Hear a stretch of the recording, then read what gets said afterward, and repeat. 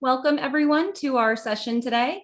On behalf of Finexio and OpenEnvoy, we're excited to have you all with us. So before we start, there's a few housekeeping items we want to go over. Today's session will be recorded and the video link will be sent after the session with some additional materials for your reference. During the presentation, please submit questions through the Q&A function at the bottom of your Zoom screen. We'll have a few minutes after the presentation to take your questions.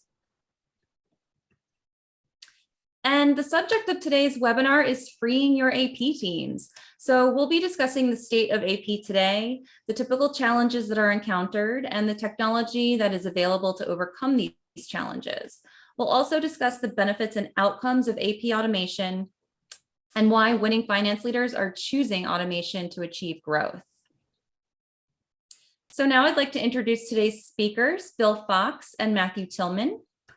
Bill Fox is an internationally known speaker on digital transformation and a former economic crimes prosecutor.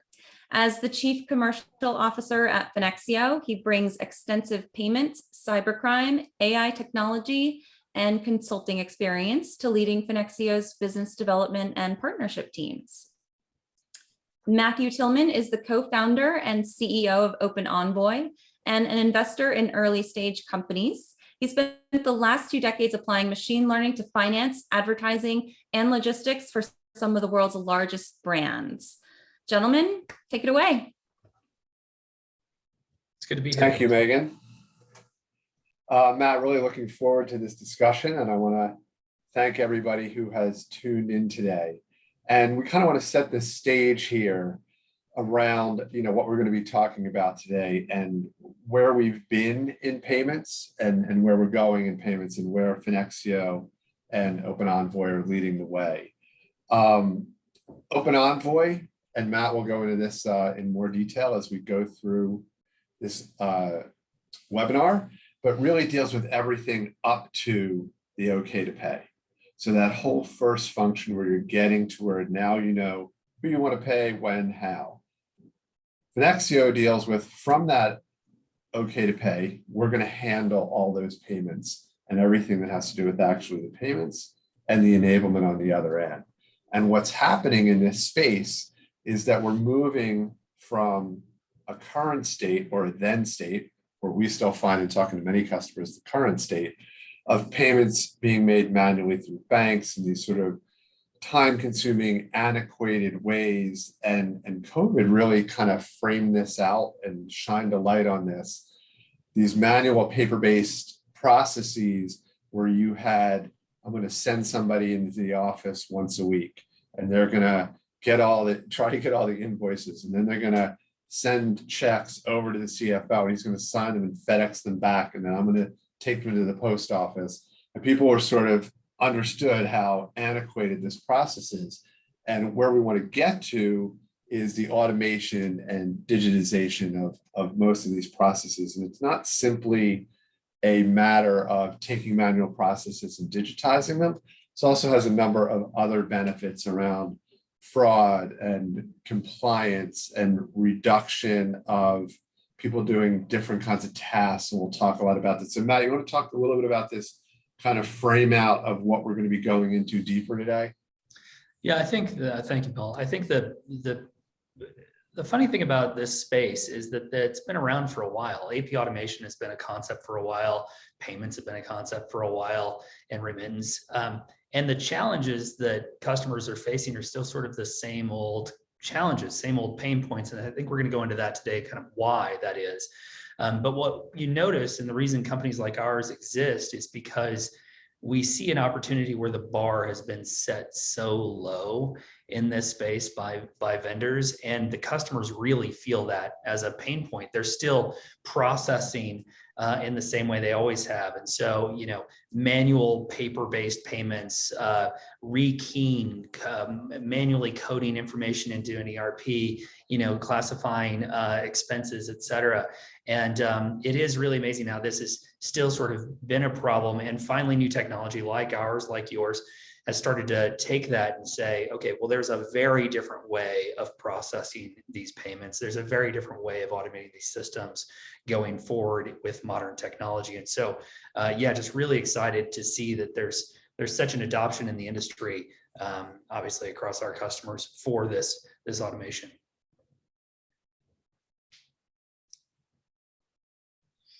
All right, and we've got a polling question right off the bat. I'm going to launch the poll here. You guys should see it shortly on your screen. What is the biggest challenge for your AP team? Is it working with disparate systems, managing disputes and supplier communications, manual paper-based processes, increasing and managing cash flow, or a limited ability to identify invoice errors and duplication? So please participate. We'd love to hear your answers. We'll share them in a moment. In the meantime, do you guys have any thoughts? Yeah, Bill, I'd love to hear, Bill, your customers' take on this. Like, what are the key things that your customers are looking for in terms of their pain points? I think for us, it's a lot around efficiency, time saving, and these manual methods. Especially, we mentioned COVID briefly, but it's very hard to hire new people now, and you can't scale by just hiring more people. And also, hiring more people doesn't fix any of the problems around these error-prone manual functions. So yes, there's rev share and we optimize and they can actually start making money from this. But really what they're concerned about is they realize that throughout their own lives as consumers, with Amazon and Uber and those kind of functions, and what they're seeing across business is if I don't get out of this sort of ancient way that I've been doing this quickly, I'm not going to be able to compete with the other businesses in my space. And if I can get out of this, then I can deploy those people that are doing these sort of mundane, repetitive tasks to doing something actually strategic for my company and think about other strategic initiatives within my company. So for us, I think we see all of these things, but a lot around an understanding that it's time for me to bring this aspect of my business into the modern era. Yeah, 100%. We see customers all the time. In fact, the reason we started is because kind of customers of ours only had a couple of other options, one of which was outside of relying on default sort of ERP implementation functionality, they usually worked with a BPO. So instead of having, expensive onshore labor, they offshored that. They received the exact same problems, the exact same errors occur because it's still just humans, but now they're using 800 humans instead of 8 humans. And so because otherwise, if you try to grow your AP team linearly with the growth of your business, obviously it's going to destroy margins and ultimately cash flow. So, and I think that's something we're seeing here. The other thing that we're seeing in the poll, which I think is really interesting, is working with disparate systems. This is something we definitely have to solve because we have a specialty on what are called variable cost invoices. And that means integrating with ERPs and handling a lot of different types of documents. Our average customer has like 3 ERPs as an example. So is that similar for you guys as well? Yeah, very much so. We're ERP agnostic. We want to be able to work with whatever ERP systems. And one of the reasons that we chose to really focus on having the most available payment options, we have 10 different ways that we can pay, is so that we could be delivered that one okay to pay file. And you didn't have one outsourced organization doing your checks and another one doing the V card, and you have to then deal with all these different systems. You're sending us that one file, and that entire process is taken care of. So we eliminate the need to deal with those kinds of desperate systems. Yeah, that's a great point you're making. We had one customer where it took something like 6 months to do an integration because their sort of okay to pay file network was actually just a check writing service on a legacy green screen platform that we had to code to. And it would have been much better to have you guys in there. This is before we've met, obviously, but those types of things are just going to be so much more straightforward in the future. We won't have to think about, legacy file types from late 80s operating systems.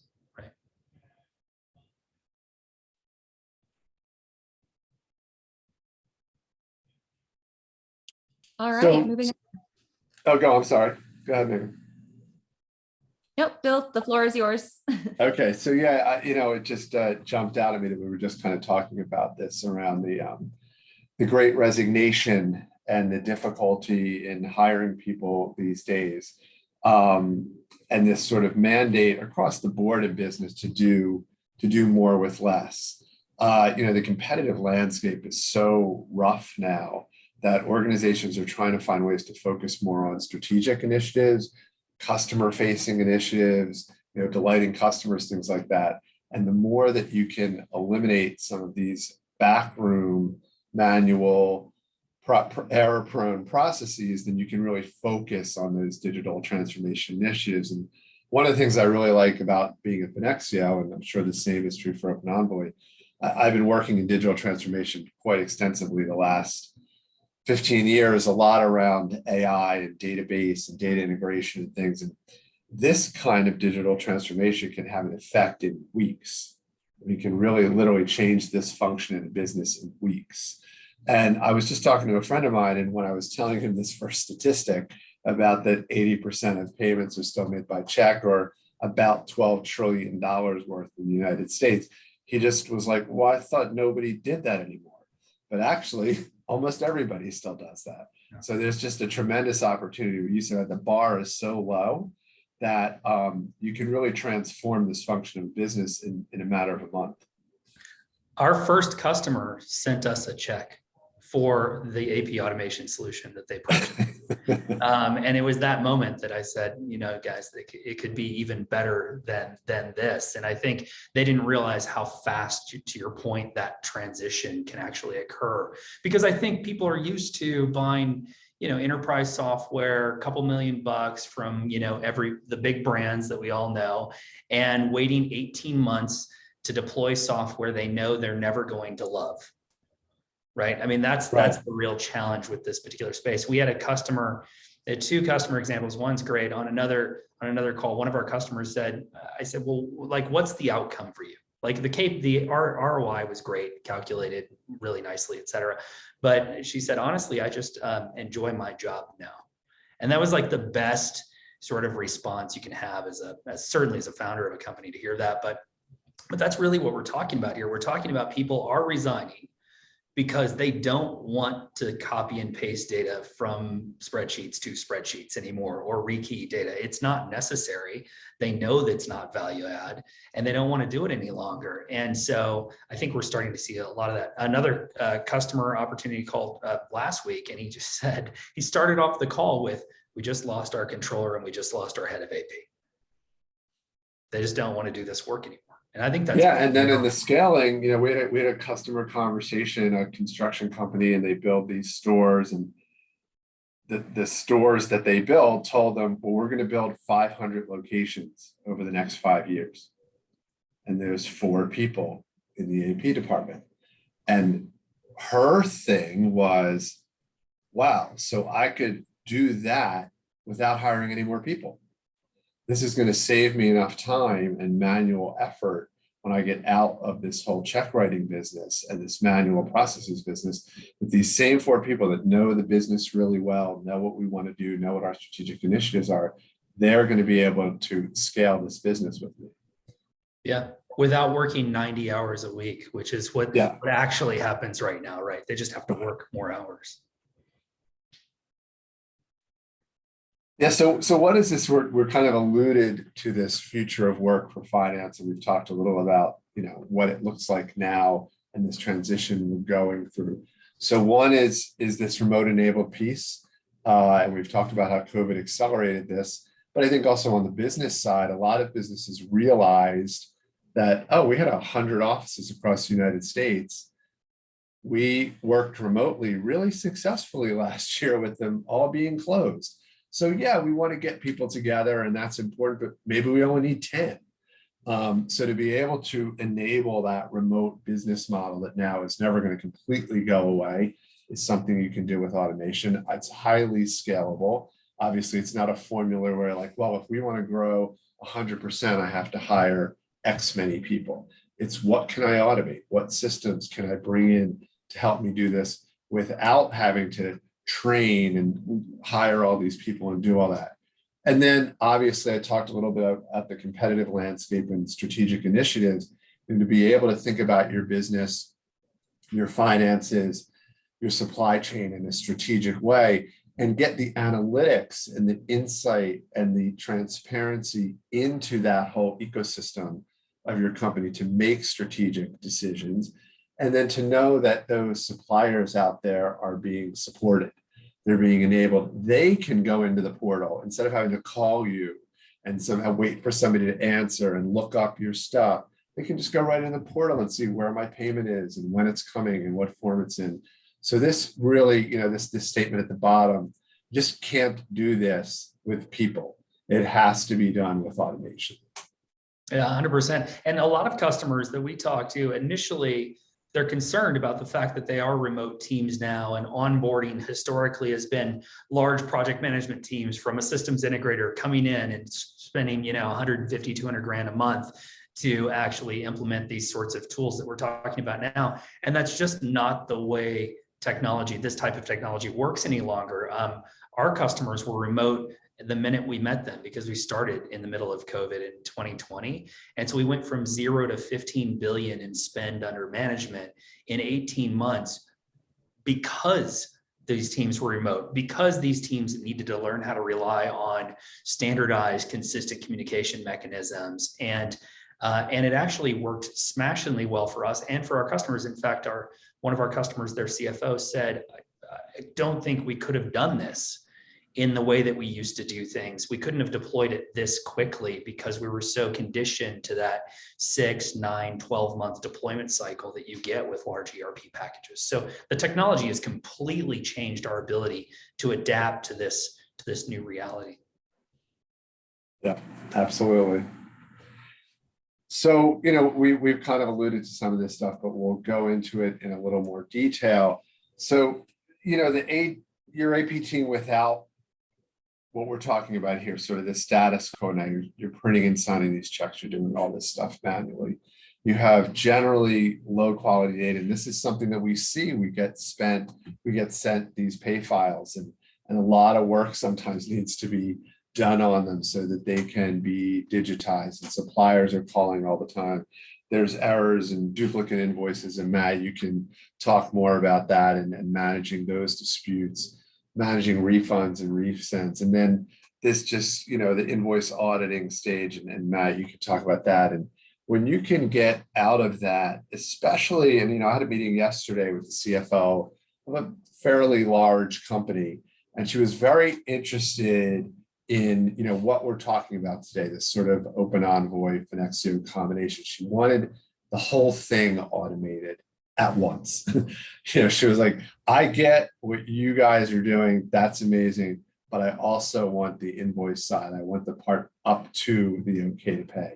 And when you can offer that in a really nice package, and it's not, as you talked about, and you just go to this fully automated as a service AP function, that's a tremendous boon. And that's, I like to call that practical digital transformation, as opposed to talking about, processing 100 billion parameter AI models. This is like, you've got 4 miserable people right now doing this, and you're constantly getting calls and you're making errors, and that's what your staff does, then you're out of that business a month later.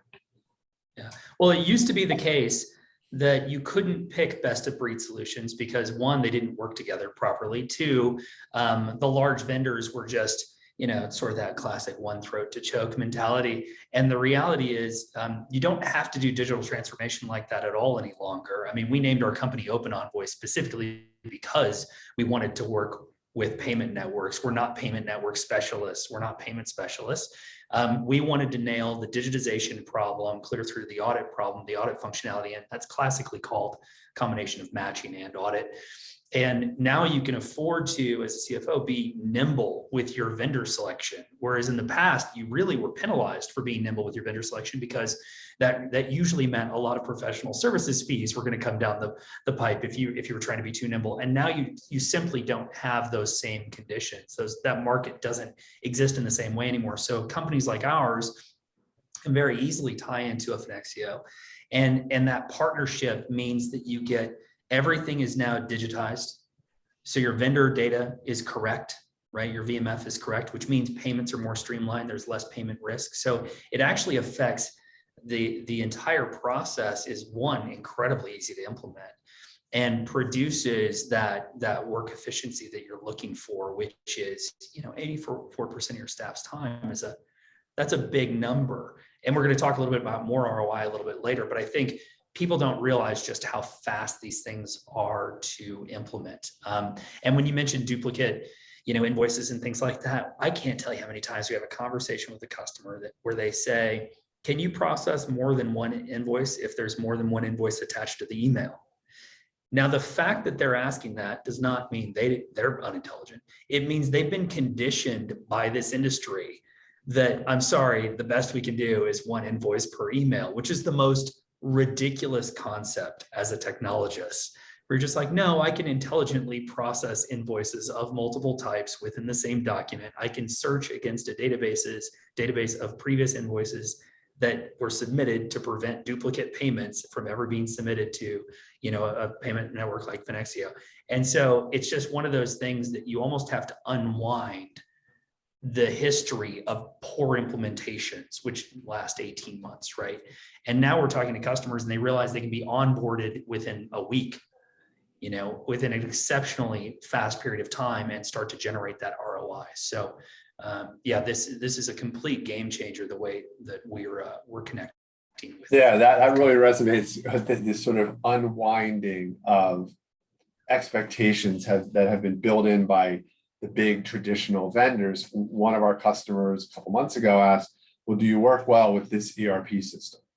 And we were like, well, we're ERP agnostic. It's much simpler than that. You just send us this file. And they said, well, we have this ERP system, and we want you to get us a reference from another customer that you work with that has that ERP system that they're happy.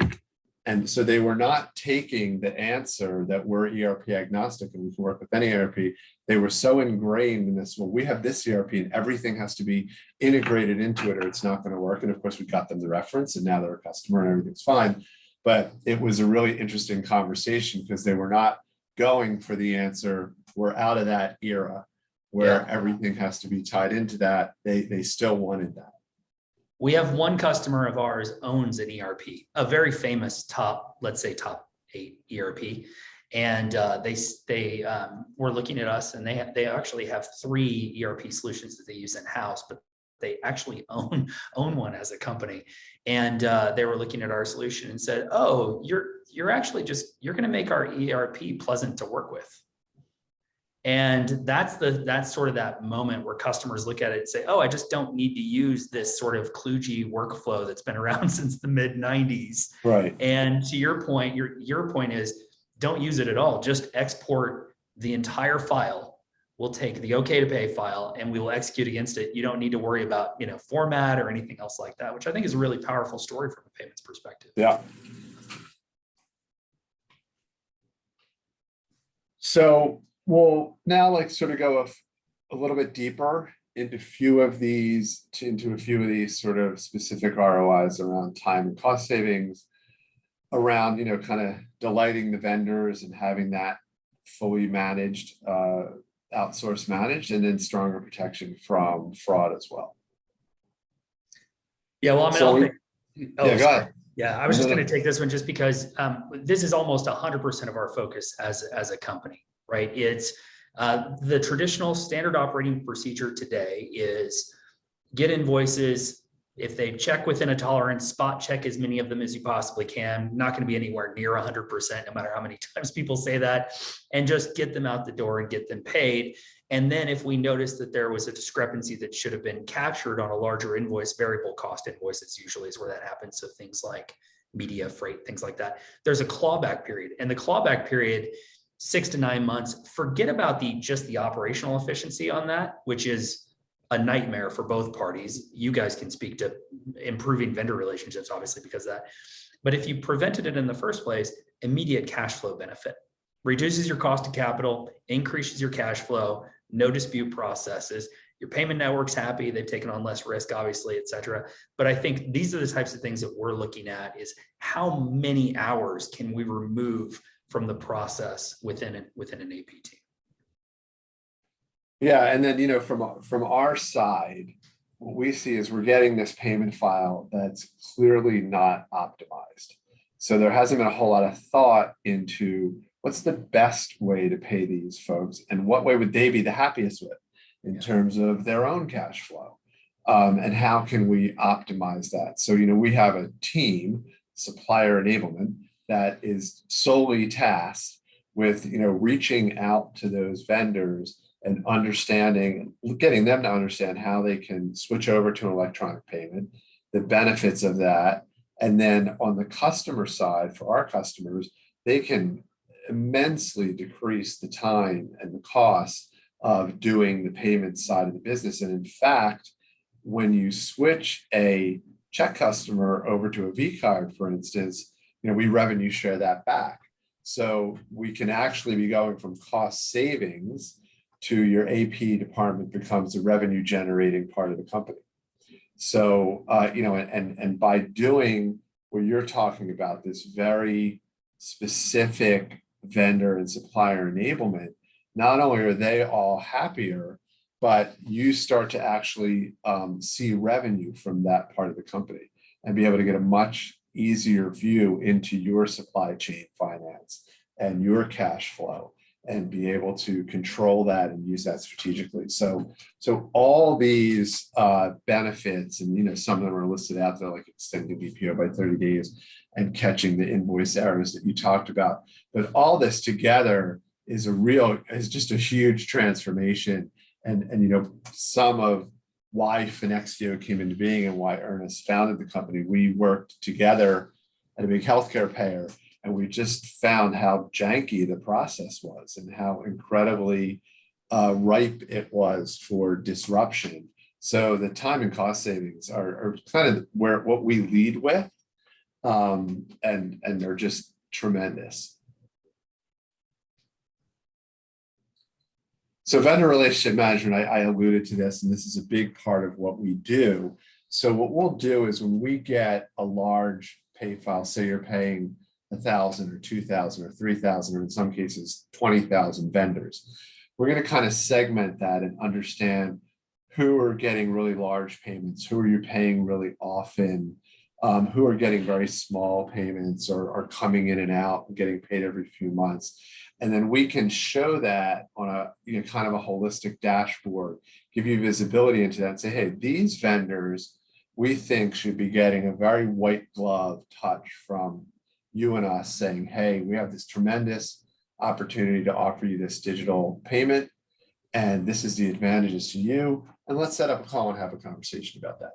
Maybe there's a mid-tier where they're getting a check and we can digitally attach a mailer to that check saying, hey, you can go in this portal and 1, 2, 3 sign up for an electronic payment, whether that's a V card or an ACH or whatever it is. And then there's probably a level of vendor that you don't really have much of a strategic relationship with, they can just get an email saying your next payment will be electronic. And the uptake on that is very high. So this way, they're participating in this decision around how to get paid and what's to their advantage. And they have much more access to this detailed electronic portal where they're not at sort of the whim of the customer, you know, I'm going to call, it's outside of hours, whatever. I can just go on the portal. I don't have to bother. It takes me 1/10 of the time. I don't have to sit on hold. I'm just going to check what it is. Great. Then I know. You know, it's funny that you mentioned that, and it occurred to me that the standard operating procedure today in companies is I beg my vendor to send me an invoice in the format and shape that's easiest for me to process. That's step number one. I beg my vendors, and they're always unhappy about it. right? Because I don't have always the leverage over every vendor that I would like, right, et cetera. In fact, one of our customers has a 2% uptake on their previous invoicing solution because 98% of their vendors just said no. So that's like step number one today is beg your vendor. Step number two is beg your vendor to give you payment information. And so what we've done with the combination of the two of our companies is we've removed the need for any vendor setup with regards to invoices, any sort of collaboration function on submitting an invoice, et cetera. There's absolutely no supplier portal requirement ever at all for your vendors to sign up for OpenEnvoy as an example. And then the second component is Finexio, where you guys don't require your customers to go out and beg their vendors to select their payment method, et cetera. You handle that for them and give them access to completely accurate, fast to cash business. And just that concept right there is sort of mind-blowing, I think, for a lot of CFOs and AP departments, in that they've never had an opportunity to work with partners where they didn't have to beg on both sides for the vendor to change their behavior. Yeah, and the vendor behavior is very predictable based on what you said. So normally, if you were to go out to your bank and say, okay, we want to offer a V card, and then you just send out this thing saying, you can get paid by V card now. Yeah. You might expect a 5 or 6% uptake of that from your vendors. We're running closer to 20% conversion. So that 4x times in conversion is because of the way we're doing it in a thoughtful way. And those vendors are being now included in this decision process. And they're like, yeah, this is what I want. So, we're able to go at 2, 3 times, 4 times the rate of conversion, because now these vendors are actually feeling that they have a say in this process, and it's a strategic decision for them to come on board. Yeah. So this one's near and dear to my heart. I'm the former Deputy Chief of Economic and Cybercrime at the Philadelphia District Attorney's Office and a Special U.S. Assistant. And this is what I did, was cyber and economic crime. And it almost goes without saying that as you digitize, there are still threats online, and we don't want to downplay those. But this is where hackers want to concentrate, is on the money. Even when they do ransomware, they're always after money. So the question is, if I'm a small, medium-sized, even getting into being a large business, do I want to be in the business of cybersecurity around the bank account information that I have? Do I want to be sending physical checks through the U.S. mail, which has never been slower or jankier than it is now? Do I want to expose all that information? Hopefully this will never happen. But what if there's another lockdown? Do I want to be FedExing physical checks back and forth between my AP people and my CFO so he can sign them and then I can put them in the mail? So the ability to do this, and we take this obviously very seriously, to have this go, we use AWS, so we have all the security that they offer, and then we use even a more secure vault within that. We're doing all the KYC, know your customer, OFAC checks. So understand that you're not paying anybody that you're not supposed to be sending money to. The cybersecurity wrapped around this, the storing of the bank account. So when a vendor calls to change their bank account number, we're doing everything necessary to make sure that's a legitimate request from a designated person to do that. So, that's something that with, our very narrow focus on payment execution and support, we can do and continually do at the state of the art. So you're getting this great service, you're no longer having all these problems with your invoices, and you're going to comment on that. You're not having all this jankiness on the back end of the system, but this all just comes with it, because now you're getting a best in breed solution that's 100% focused on digitizing this part of the business. There is a lot of advantage to working with vendors who are specialized and focused versus I guess we need to be in the payment space too, which is what most large vendors do. They kind of tack on something that's not necessarily even close to best of breed or even trying, and that really affects them in the fraud area. So I'm glad you commented on that. The big thing for us is the standard operating procedure for AP finance teams today is reactive. It's reactive with disputes, it's reactive with fraud, it's reactive with vendor management. And so these our solutions combine specifically to make it preventative in nature.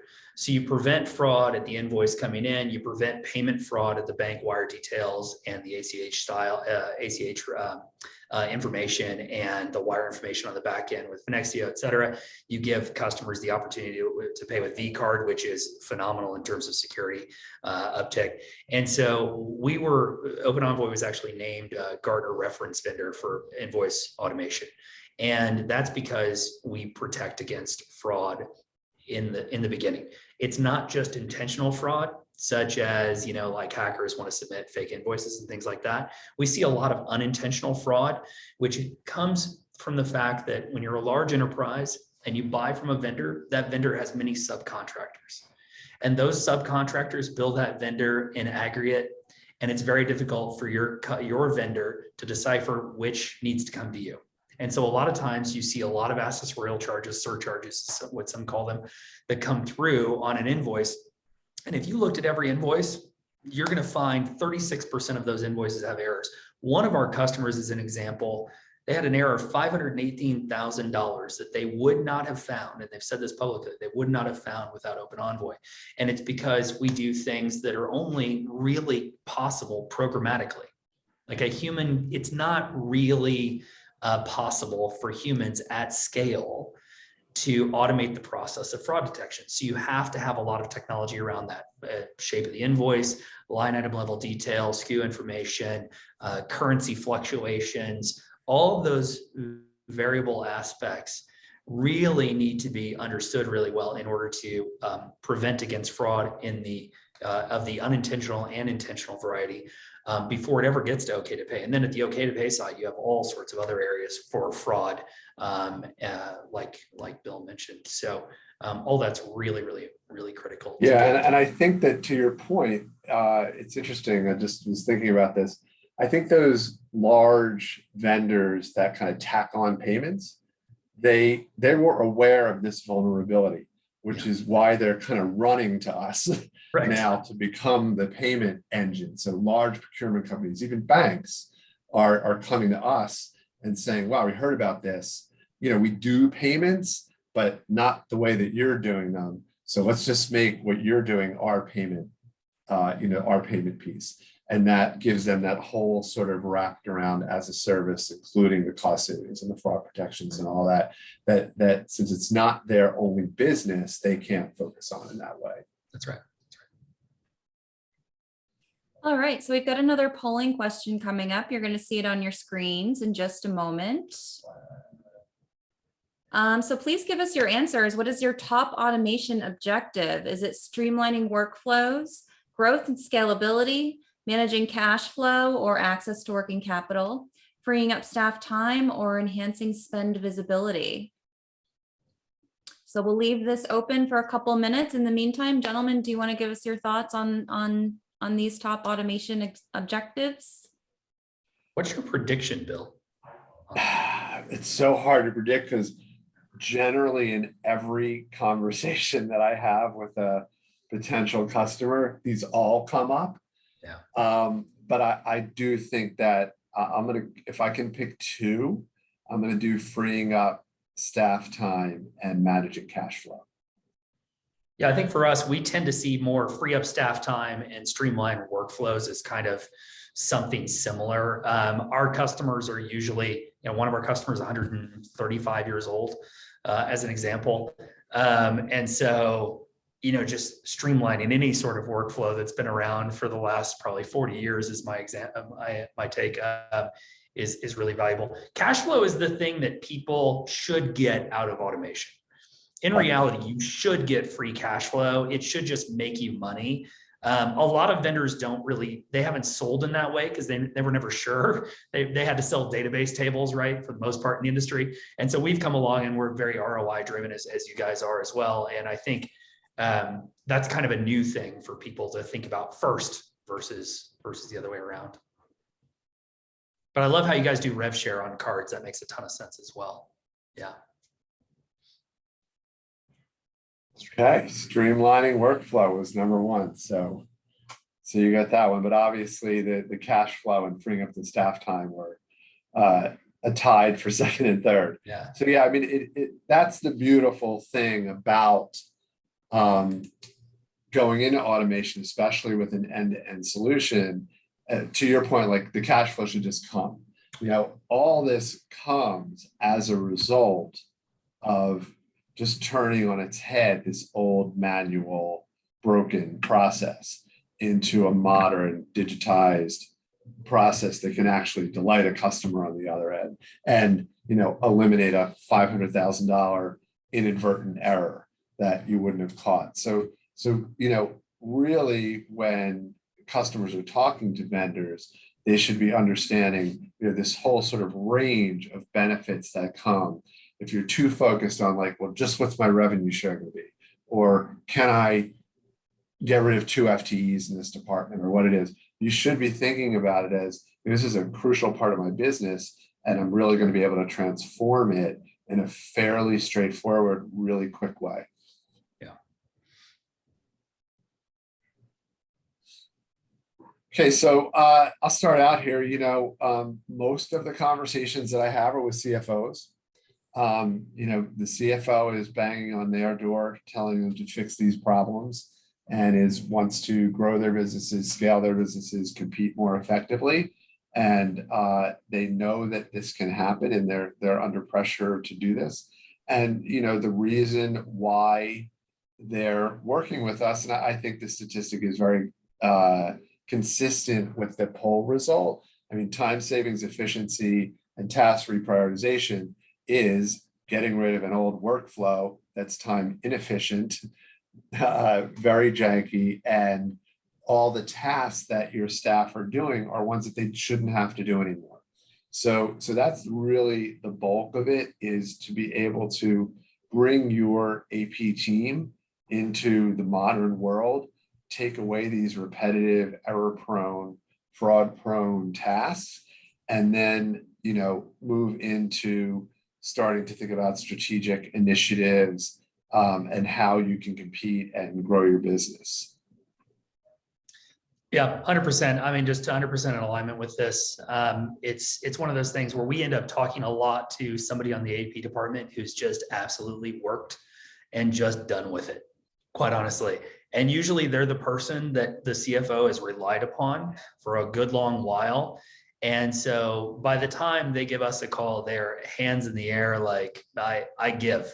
This is just too much. We can't grow. We can't scale. And the CFO, to your point, is really concerned about turnover, especially with the past couple of years.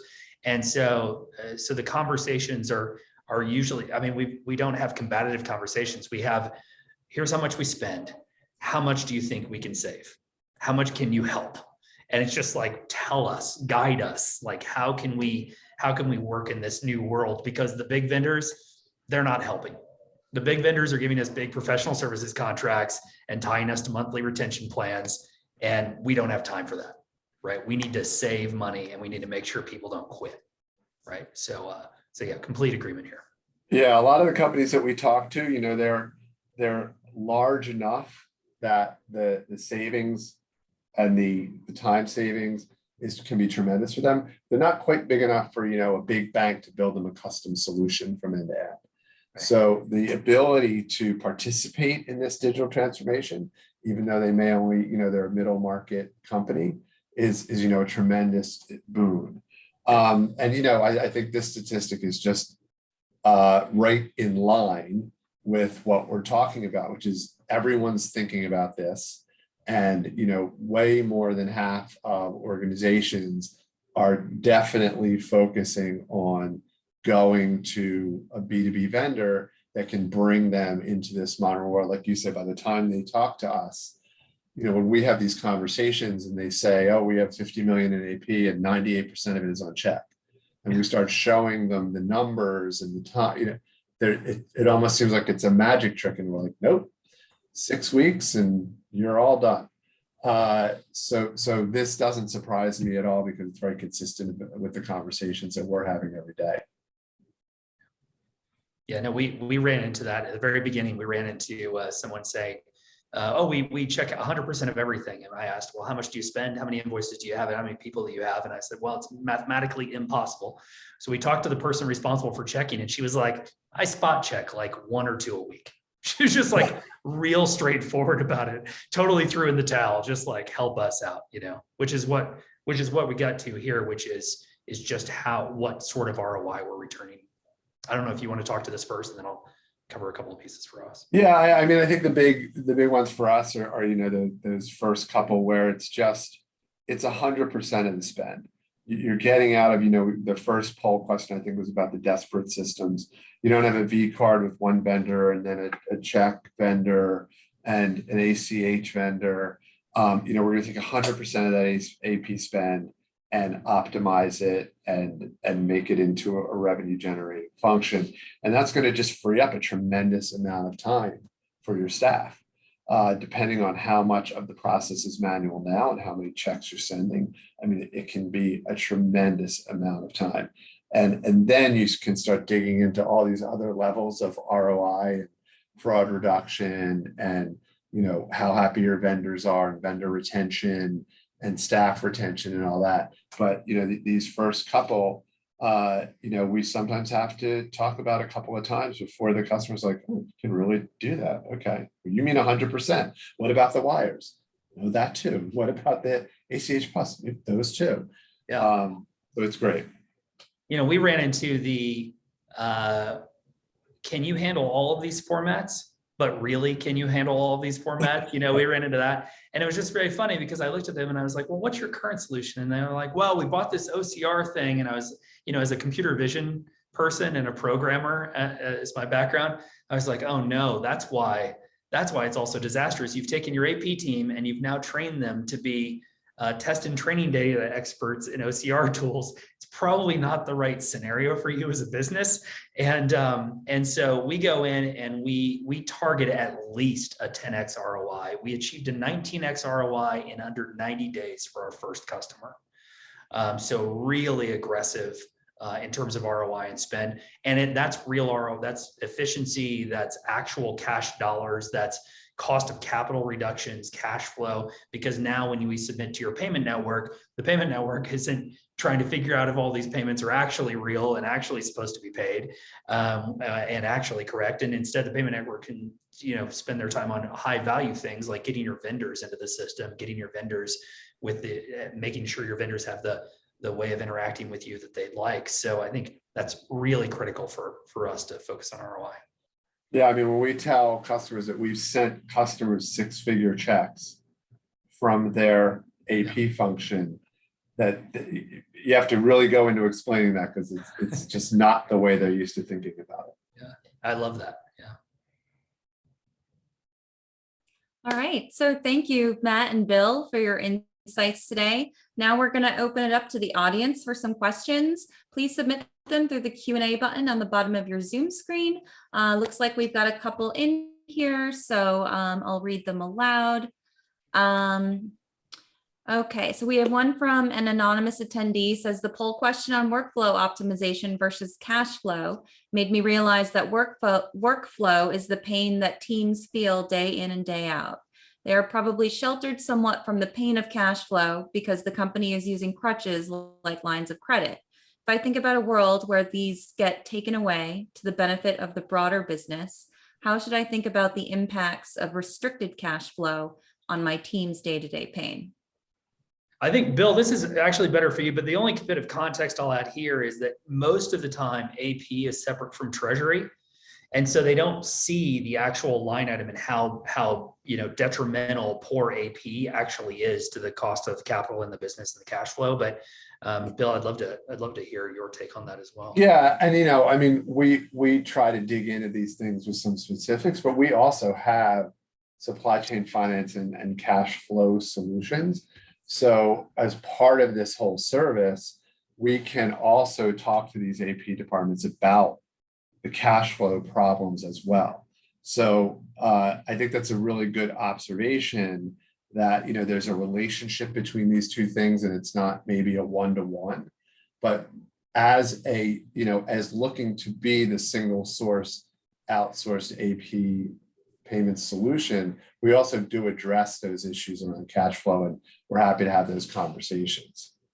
We actually ran into a situation where one of our customers wasn't sharing the data that was flowing through the system, their spend data for supply chain, with the supply chain team.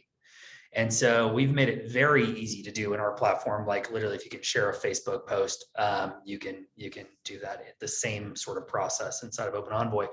And they were blown away by just what the throughput was like, what the delivery efficiency was like. And you realize that the AP team can really support strategically the rest of the organization if they have these sorts of tools in place, and it's not just another database asking for manual data entry. Yeah, I mean, we have this beautiful dashboards and interface where you can see, really get the view of all your payments, who you're paying, how you're paying them, what's outstanding, who tends to not cash their V card or their checks have been sitting there. You can look at 30 days or 60 days. So it does give you this tremendous visibility. And then your vendors are getting that on the other side too, and being able to go in the same portal and see their view of their business. All right, we have time for a couple more questions. Here's another one. Matt, this might be one for you. My company is currently using an OCR model. What is the difference between OCR and deploying AP automation? Yeah, I personally dislike OCR greatly, I think is the most polite way to say my feelings on OCR. So I think what happened was AP teams needed a solution. 800 people in India probably weren't the solution. They decided to bring some of those solutions in-house, which they used OCR to do. And the idea theoretically is that you can get to a certain percentage accuracy and then get that data entered in the back office system, and then 2- and 3-way matches run against that data. The reality of OCR is that you are now the man in the loop for test and training data. So your AP team is now being trained to do something they weren't hired to do. And the technology itself is pretty weak for payment workflows, honestly, because it's kind of slow, kind of clunky, requires a lot of manual effort to get right, requires a lot of retraining and a lot of templates. So we just don't do it at OpenEnvoy. So if you work with us, you can send us whatever format you have, whatever format your vendor has. We're not going to tell your vendor to change the way they're doing things, which is ridiculous that ever occurred in this space. And we're going to process it. And we use kind of a layer cake model effectively, which uses a variety of algorithms to extract with a very high degree of accuracy, because we work with large enterprises, very all Fortune 500 companies. And in that space, they all do billions of dollars, and 1 billion times any percentage, no matter how small it turns out, is a pretty substantial number. And so we just have to be much more accurate in the payment workflow than an OCR solution allows. Great. And we have time for one more question. Bill, this might be one for you. What are some common threats to the AP payments process we should look out for in 2022? Well, I think the big looming one out there is, what if there's another shutdown? So, if you sort of look, I'm on board with, hey, everything's opening up and we can finally go places and travel and see people and do all that. But, I know we were talking to a customer and they were telling us that their relatives in China are under complete lockdown right now. So, I think the looming threat is really, what happens if you kind of relax, oh yeah, we were really focusing on this, the last 6 months, but now it seems like everything's okay. And, I think we can kind of go back to the way we were doing things. And, I don't have to worry about doing this big project. And then it happens again. And a lot of companies around you have done their transformation. So I think that what CFOs should be focusing on is not so much, oh, I have to do this now because ABCD, but I'm in a very, very competitive landscape now. The cost of entry into doing a business, and both Matt and I are at startups, is very, very low. And companies are coming in all the time and attacking across all these industries. And everybody said, oh, there can never not be cabs. And then there was Uber.